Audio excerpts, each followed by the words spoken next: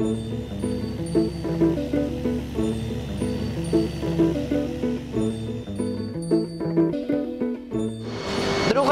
Marineke.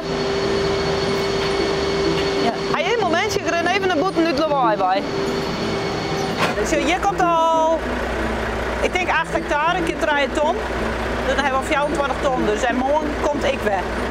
Maar ja, eigenlijk zitten we hartstikke vol, Johan. Om hoeveel gaat het?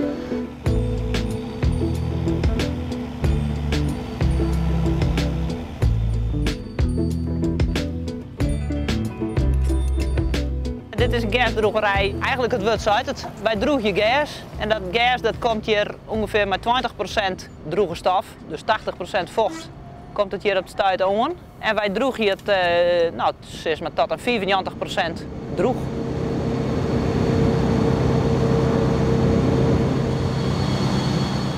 En wat is die functie hier bij de gasdrogerij? Want ik zie hier wel omstappen, praat je met die, dan weer een telefoontje. Ja, mijn functie is bedrijfsleider. Dus het is eigenlijk zwaar hier dat er rook uit de piep komt. En hoeveel uren daar rekent die piep? Je rekent haast 24 uur thuis. Ja, die piep zal voor een heel soort mensen heel herkenbaar zijn. Ja, juist. En waarom roept het altijd zo? Ja, dat is de lekkere geur van gas. Een beetje het zwiert van gas was toch wel geroekst in het droegje. Hé jongens, wilt wat? Dit is best dus wat. En waarom het gas droeg worden? Nou, uit van conserveren, dus om te bewaren, moet het droeg wezen. Want anders verskimmelt het of het verbroeit. Maar waarom wil je gas bewaren? De boeren willen het graag als wintervoer gebruiken voor een soort baan voor de opvak van de jonge kelden, voor de kei, als het voer wat de kuil wat te wierd is.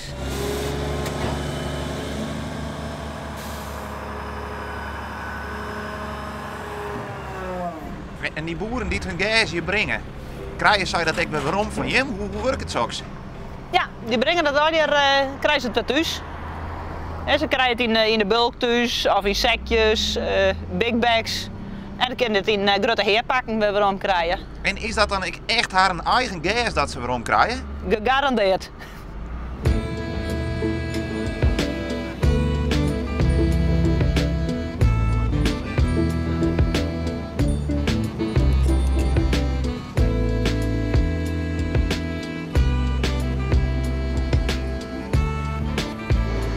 Je juist het wel, iedere partij die hebben het voor de namen weer even aanhangen. Hier hebben we nog 4 balen staan van Heres van Tjerkwet.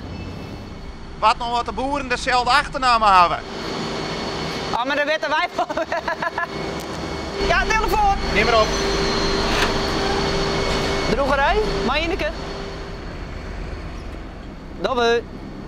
Oké, hoi. Nou, dat is alweer een klant. Ja. En wist nog ook al hoe het zit met die achternaam? Ja.